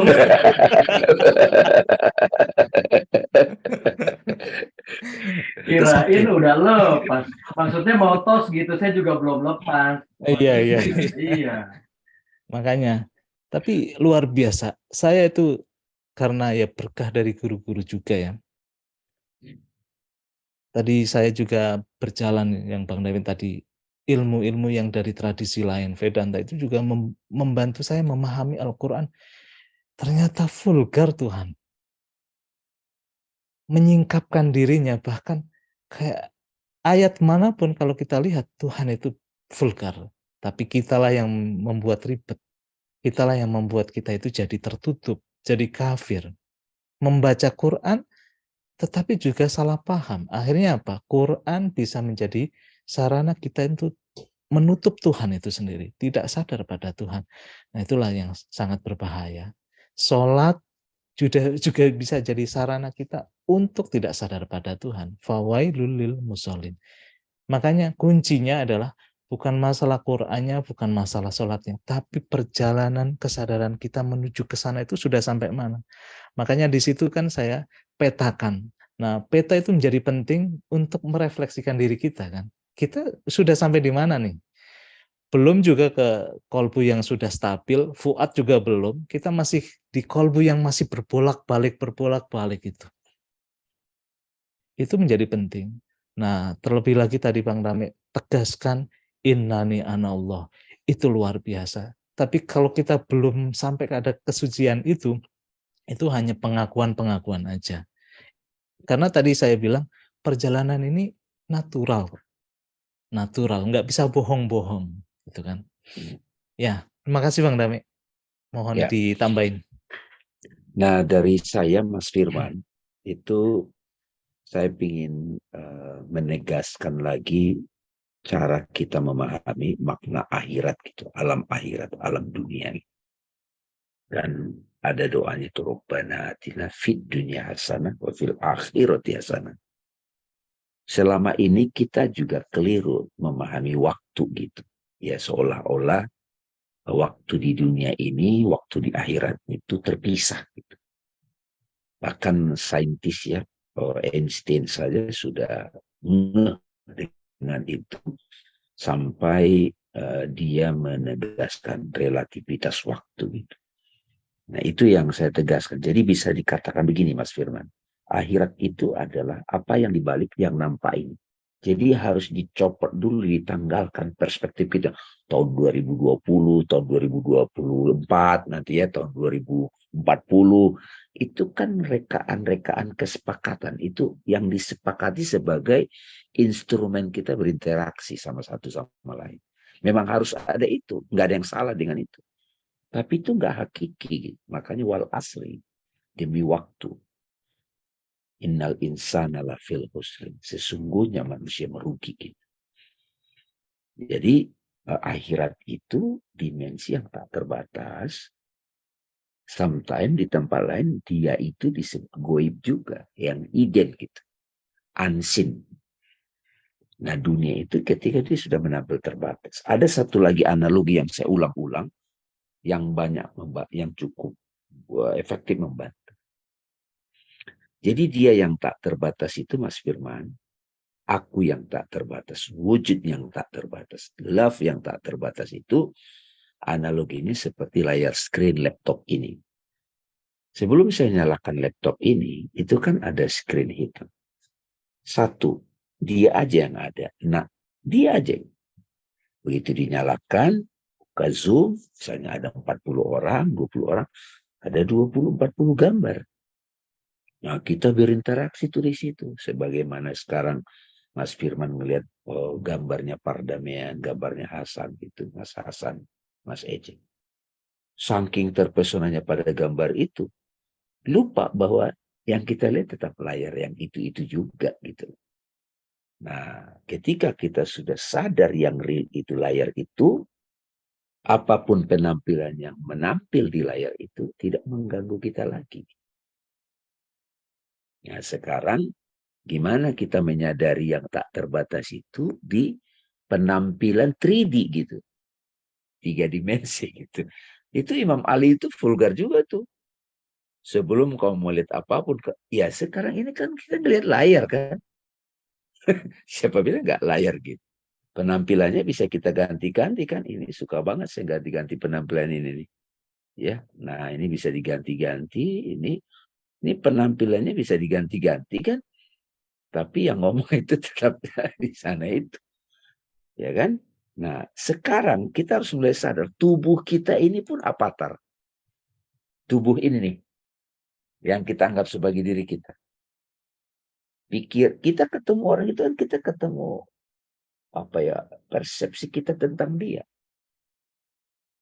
Teman-teman sekarang yang belajar di dialog maya ini itu mempersepsi sosok Ustadz Hasan seperti A gitu. Begitu nanti diajak ketemu ngopi-ngopi, wah sama nggak ya, kok beda ya? Itu bisa beda itu. Makanya saya suka ngecek itu. Beda banget sih Bang, kayaknya Bang. Beda banget. Jadi beda banget. Nah yang asli yang mana gitu. Gitu. Jadi gitu. Nah kalau kita mau di dunia digital ini menampil sebagai sosok tertentu, ya jangan sampai jauh-jauh amat lah dari sehari-harinya gitu. Karena era sekarang kan era pencitraan. Dan orang ketemu kita citra gitu. Image gitu. Itu belum kita bahas ya Mas Hasan ya. Di Dialog Ma ini ada Ya, satu ya, sesi khusus nanti ini. belum. Karena ini sangat relevan ini nanti itu. Maya digital nanti itu kita bahas itu. Saya kira itu. Oke. Ada lagi nih Bang, dari Uci. Jika kita dihidupkan kemudian, jika kita dihidupkan kemudian meninggal dunia, untuk apa kita hidup di dunia ini? Silakan Mas Hasan. Aduh, berat nih kayaknya nih. Berat ini. Tapi sebenarnya Itu juga Gimana? pertanyaan-pertanyaan esensial itu semuanya itu. Silakan. pertanyaannya adalah untuk apa kita hidup di dunia ini? Sebenarnya itu next materi dialog Maya, Bang. Bahwa ada drama yang namanya kehidupan. Adam diturunkan. Kenapa Adam di surga kok diturunkan? Tapi kita simpan jawabannya Mas Eja ya. Nanti Itu betul. nanti. Karena nanti seru. Kenapa ada kehidupan ini? Kenapa Adam udah baik-baik di surga tiba-tiba diturunkan? Itu kan simbol dari kita manusia. Kenapa ada kemudian perlawanan antara setan, manusia, malaikat, iblis gitu kan, sama di situ ada Tuhan. Nah, itu cerita itu kita bahas next aja. Oke, siap. Berarti saya nggak usah jawab juga ya. Jangan, biar Nggak boleh penasaran. brief aja. Thriller. Dikit lah, trailer lah, dikit. Ya. Nggak usah. Jadi Mbak Uci, jadi sebenarnya pertanyaan tadi kan pertanyaan abadi. Siapa aku? Who am I? Atau sebagian menggunakan kata what am I gitu. Karena kalau who am I itu kurang esensial, ada sebagian menganggap begitu. Ada yang nyebut mulai what am I? Aku energi gitu. Aku cahaya gitu. Tidak apa-apa. Yang penting jawabannya itu revelation, ya, keterbukaan. Bukan ngaku-ngaku. Tadi Mas Hasan bilang itu. Karena ada juga yang ngaku-ngaku. Oh, saya udah tercerahkan. Begitu dikasih situasi, ya seperti masih nempel nih gitu, masih lakbannya masih banyak gitu. Nah, itu nggak bisa pura-pura teman-teman. Itu nggak bisa, itu mesti ada proses yang terus-menerus itu. Pertanyaan kedua sebenarnya ada juga. Saya dari mana? Itu asal muasal alam semesta kan? Saya mau kemana? Itu tentang ma'at. Proses kembali. Nanti ada reinkarnasi, ada siksa kubur, neraka gitu ya. Terus selama saya di dunia ini, saya perannya apa? Misi saya apa gitu. Ya seperti presiden kan ngomong juga tuh, calon presiden, saya bukan mau mencapai ini, tapi ini misi. Gitu. Silakan juga tuh ya gitu. Nah, tapi itu nanti aja Bang. Kalau aja. Udah dibocorkan nanti nggak menarik. Iya, nah ini kan belum sampai bocor kan, belum. Kan menarik dan enggaknya itu kan Maya juga Mas Hasan. Oh gitu ya. Gimana tuh? Ayo, gimana tuh? Siapa tahu emang harus dibocorkan sedikit gitu loh. Biar makin semangat kita. Ada bocoran dikit lagi ini Mas Eja. Itu sampai ditulis oleh satu sastrawan, bahkan juga filosof juga. Itu namanya Dante ya. Dia nyebut divine comedy. Saya kira gitu. Jadi kita punya misi di dunia ini. Setelah tubuhnya berakhir, ada perjalanan sebenarnya. Dari agama ada jawabannya, dari saintis juga ada jawabannya. Nah, yang lebih penting lagi, dari pengalaman keterbukaan kepadaku apa? Ya. Itu yang lebih penting. Itu gunanya kita dialog ini. Oke. Mas Firman ini lagi katanya itu kayaknya. Ya, betul. Terima kasih Bang Dame, Mas Hasan. Berarti sebenarnya akhirat dan dunia itu satu kesatuan. Hanya kadang tingkat kesadaran kita yang memisahkan. Bahkan cenderung hanya melihat dunia. Ya betul Mas Firman. Satu kesatuan. Kata dunia itu kan sesuatu yang dekat dengan kita. Kadang-kadang kita sudah taken for granted gitu. Jadi kata dunia itu dianggap bahwa semua ini disebut dunia. Nah, dunia itu artinya sesuatu yang rendah. Sesuatu yang sangat dekat dengan kita itu namanya dunia. Tapi kalau akhirat itu sesuatu yang puncak. Makanya tadi juga sudah dijelaskan Bang Dami. Nah, dekat sama jauh, puncak atau tidak, itu kan tergantung kesadaran kita. Saat ini kesadaran saya di dunia sekaligus di akhirat. Kalau orang yang mau sadar gitu kan. Tapi ada juga orang yang hanya mau menyadari sesuatu yang dekat dengan kita aja. Keberadaan-keberadaan yang rendah. Yang nggak ada salahnya, tapi nanti ada konsekuensinya. Ya kan? Ya. Makanya dunia sama akhirat itu sekarang ini, di sini juga, dan saat ini itu kan. Ya kan? Here and now. Jadi satu kesatuan. Oke. Kirena, sedap banget deh. Luar biasa. Terima kasih banyak Mas Hasan, Bang Dame, dan teman-teman yang sudah hadir di sini dan masih semangat biarpun sudah jam hampir setengah 10 malam. Semoga kita Nggak bertemu kerasa. lagi. Semoga kita bertemu lagi di 2 minggu ke depan dari hari ini, dan jangan lupa untuk subscribe YouTube-nya Dialog Maya, yaitu Dialog Maya, benar ya? Ya. Betul, maksudnya. Kalau dilihat-lihat sudah ada 5.000 subscriber. Waduh, enak banget kan? Banyak banget tuh yang Banyak nonton. banget. Iya betul. Semoga tidak hanya banyak ditonton, tapi juga bermanfaat bagi banyak orang. Amin, Kan amin. itu tujuannya kan. Oke, Amin. maaf kalau ada salah kata. Sampai ketemu lagi. Selamat malam. Wassalamualaikum warahmatullahi wabarakatuh. Waalaikumsalam. Assalamualaikum. Terima kasih teman-teman.